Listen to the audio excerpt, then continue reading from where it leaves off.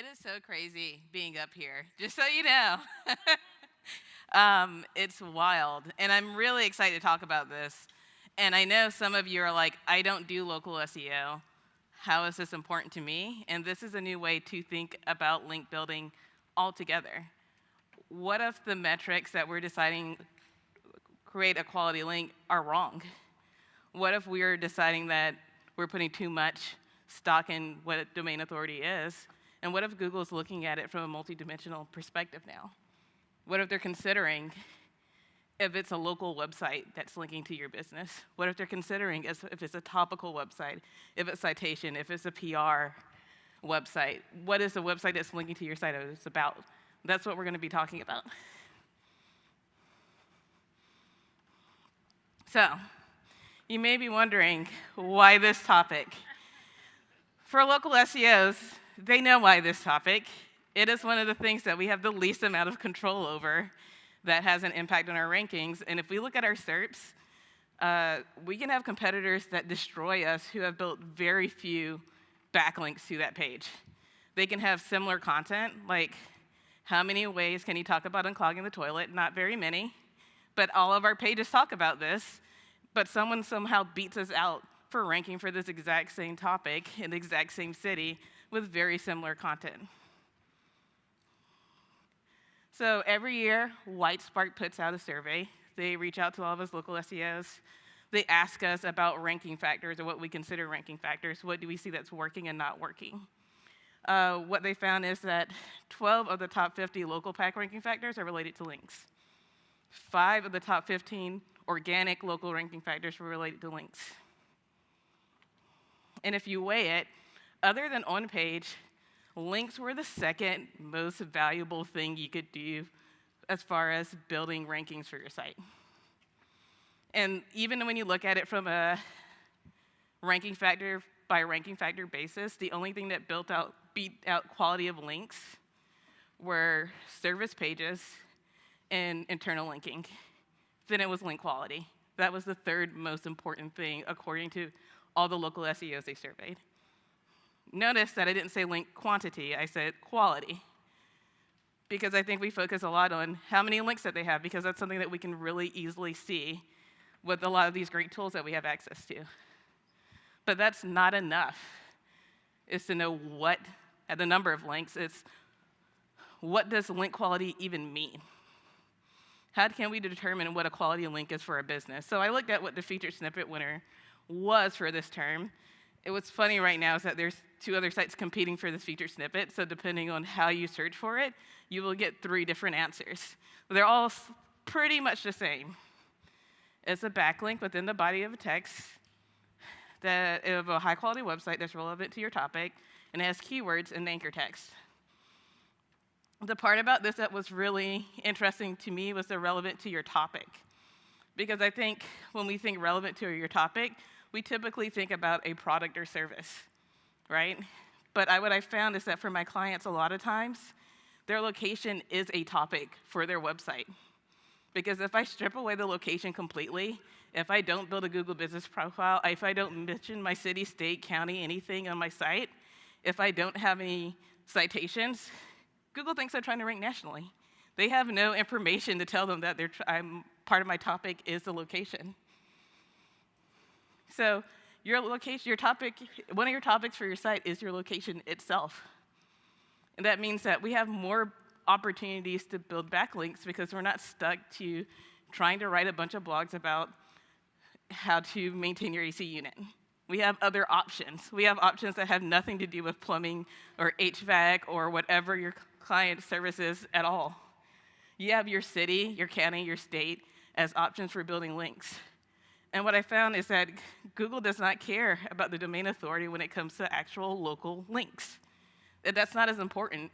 It's that the multidimensional part of it is that Google cares way more about the relationship that website has to the location as well. It's beyond, okay, they have a bunch of backlinks, they have a huge website.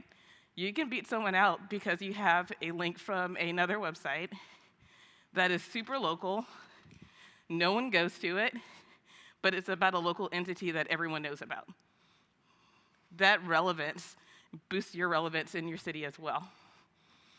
So that was my hypothesis, and I had to figure out if that is correct, or like, am I just kind of assuming something? So I did some research, and my hypothesis was that high-performing websites are more likely to focus on locally relevant link building instead of topical and citations. And I wanted to test this and figure out who is ranking on the first page. In fact, I limited to the top 3 positions across the country. So I took the top 50 cities in the US by population. I crawled to get the top 3 ranking sites that weren't like directories or like find the best plumber near you at the top 50 from Yelp or something like that. And then I categorized those backlinks. And I quantify like this is what it is, a topical link, this is what a local link is, this is what a tool is, so that I could categorize it consistently using the same metrics and information. So what I found that on average, the number of first page keywords that were not branded for these pages were only 63 keywords. I was kind of surprised by that. I was expecting to see a lot more. But what's even more interesting is that the top 5 performing pages had over 87% of those first page rankings. Like they blew out every other page that was on that list. And these are all websites that rank positions 1, 2, 3 for the most competitive keywords in their market, in the most competitive cities in the country. So it's not like these are losers that are ranking page 5 for AC repair near me. No, these are people that still are ranking spot number 2, spot number 3. And what I saw by like breaking this information down, one of the first things I thought of course, is probably what a lot of you are thinking about. Maybe they have more first-page rankings because they have more and better content. Wasn't true. The worst pages and the best pages, there was only a 40-word difference in the amount of content on those pages. So that was not a factor. I even looked at the referring domains, about the same amount.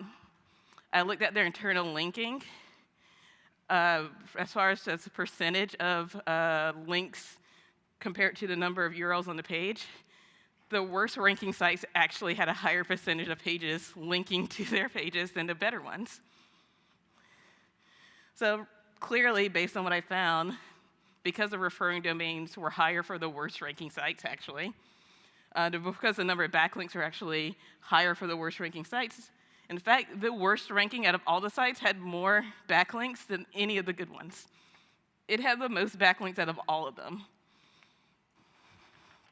So these were the top performing pages.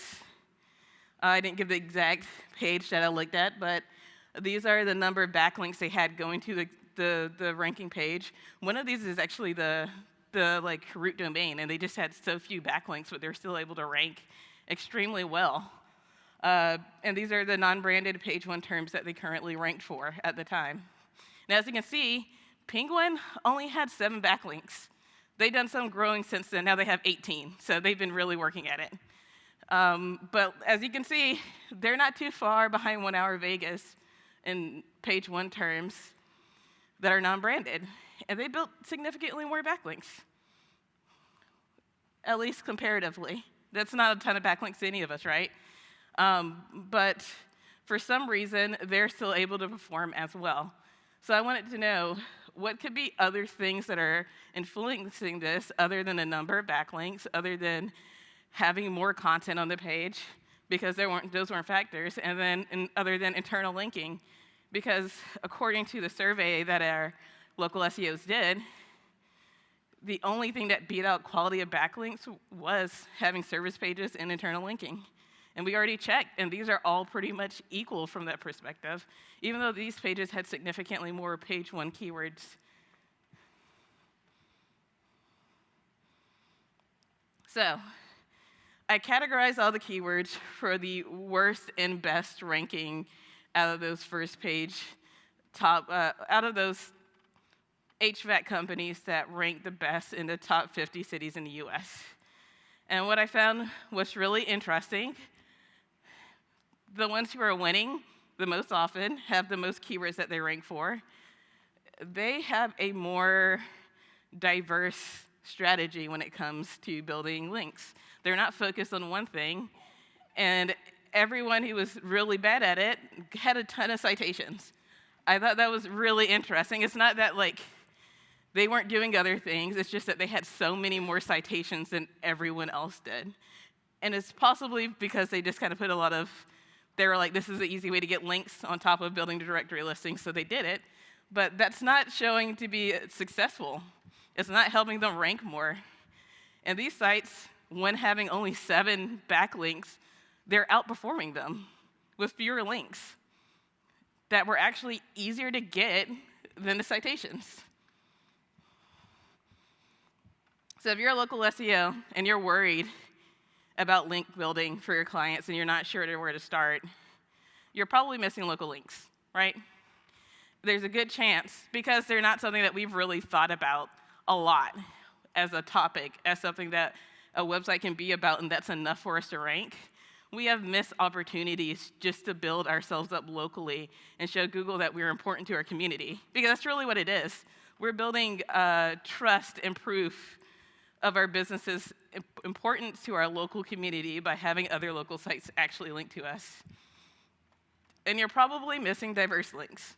So you probably don't have many links that are not citations. There's a good chance. You wanna know why? Because I'm guilty of doing that too, right? It's the easiest way to get backlinks is to build citations, but it doesn't work. So, I did a little bit of a case study with one of our clients. It is a nationwide house cleaning franchise. Their competitors are SMBs and national franchises. I think that's important to mention because a national franchise has significantly more pages and a significantly easier time kind of building internal linking and things like that. They likely have a team that's more focused on link building and things like that. And SMBs are just like small business owners doing it themselves likely, or working with a freelancer, or may have an agency that they work with, but they don't have a ton of budget to spend compared to a franchise. And my finding was competitor-based link acquisition works. So it works to focus on the links that your competitors have by topic versus just, oh, they have a bunch of backlinks, we need a bunch of backlinks, or oh, they have a lot of high domain authority backlinks, so we should get more high domain authority backlinks. I've seen sites that have terrible backlinks, barely any content, but they have one link from a local news station, and that is why they're ranking #1. That is it. There is no other reason for them to have those rankings and that visibility. So, the results for that client, the pages where we built more backlinks had a 38% increase in clicks year over year. The pages where we did nothing at all grew by 14%, which that's still great for doing nothing, but we could have doubled our results if we just used the same strategy again across those other pages. And it was not a super, super hard, demanding strategy to build these links. I would say it's actually easier than sending out a bunch of emails about guest posts, or hoping that you can get a sponsorship link on someone's website. It was so much easier than that. So, how do I use this to build better backlinks? First, you want to find out who's beating you now, and not who your client thinks is beating them or who they want to just destroy because they're competitive, because we get a lot of that, especially you work with car accident lawyers and injury lawyers. They just have someone in mind that they want to beat really bad. But that is not always their true competitor. Their true competitor is who's actually outranking them, because from the SEO perspective, that is what we're trying to beat. We're not trying to beat billboards. We're not trying to beat commercials. We're trying to beat who's actually showing up ahead of them. And if you don't already use it, Bright Local's Local Search Grid is very good at helping you find out who your local competitors are and using proximity to determine if that's a factor or not. Because for a lot of clients, I find that proximity doesn't even end up being that much of a factor. They're getting outranked by a business that's a mile away from them. and they're all 20 miles plus miles away from the location they're trying to rank for. Next, you want to get the backlink data. You can use Moz, of course. You can use the tool of your choice, but get all the backlinks for those competitors and your website so you know where to start. Next, you want to categorize your backlinks. So you can do this one by one. I don't recommend it. It would take a lot of time. You can use a tool. You can build a tool. If you know someone who that knows Python or R and can build something for you, I highly recommend it. But doing it one by one, it'll be a lot of time consuming for you, and it'll be a lot of blood, sweat, and tears put into this project for you, more than you really have to if you can find someone that can build a tool, or you can find an easier way to determine what are the quality of those backlinks. It is also important to create guidelines, because you don't want to trip yourself up by muddying up your data by starting with one type of categorization. And they're like, well, now I really feel like this is this type of link, and then going back and changing it and not changing the other ones. You want to make sure that all of your local links are true local links. All of your citations are actually real citations. All of your topical are really topical. And this can be used across other industries. It doesn't have to be local SEO. You can use it against blogs, and you can use different topics of blog posts or categories for your blogs that apply to it. If you're B2B, you can use different industry pages to see what type of industries your competitors are getting the most backlinks to. So it can apply to pretty much any area or any business site that is using SEO. But local SEO is especially competitive because the person who's beating you is down the street from you. You know them. You drop your kids off to school at the same time, and they're taking away business from you. So you want it, it's much more personal. So next you want to analyze that data. What can you learn from your top competitors? What are they doing that you're not doing from a link building perspective? And not just in the things that we're spoon-fed, right? There's certain metrics about link building or backlinks that we are just automatically given with most of these tools. But it's important to start looking at it from different perspectives, because you may be missing something that's a sign that, oh, I don't understand why Google's rewarding this, but the reason why could be super obvious, clear as day if you interpret your data a little bit differently. Next, you want to identify your opportunities. So instead of assuming that, like, I just need more backlinks, if you're a local SEO, you should be looking for some opportunities that are about your service and also local specific as well. If there is someone that put together a legit list of best HVAC companies in Atlanta, Georgia, you want a link on that page. That is probably the best possible link you can get, especially if it's someone like a business like a property management group or something like that. Having some business that's super local, super well known, super well represented in real life and online, linked to you, it's the best quality link you can get. Next, you want to acquire links. So what we do is we look at the best links our competitors have. Like, part of a categorization is we look at which links are just straight up garbage, and we're like, no, they shouldn't even be having these. Like, these suck. Let's not go after these. And then we decide which ones are super good, and those are the ones that we go after. But a caveat with that is that we still look at it from the perspective of which types of links make the most sense for us to grow the quickest based on what our competitors are doing. So if they have a ton of topical links, and that's where we're the furthest behind, we're going to focus on topical links. If they have a ton of citations, and for some reason that's working in that market for those competitors, we are going to get more citations. So it's really based on what our competitors are doing, because in local, all you have to do is beat the guy ahead of you. You don't have to have the most backlinks in the entire country about that topic. You just have to have the best backlinks about in your local area. You just have to beat the people in your local area. Okay, but I don't have the time to categorize a ton of links. I don't think anyone has the time to categorize a ton of links. That is super time consuming. Especially the bigger the site, the more competitors you want to look at. All of those things come into play because one of our things is not to look at 2 or 3 competitors. We like to have a wide variety of competitors we're looking at because then we can build the best backlink profile just taking the best from each of those competitors. We're not copying just like, oh, the top guy has these backlinks, let's just get all of those. That's not the strategy. The strategy is to pick out the best ones, the easiest ones even, to gain and focus on those first. So that's what we've been up to.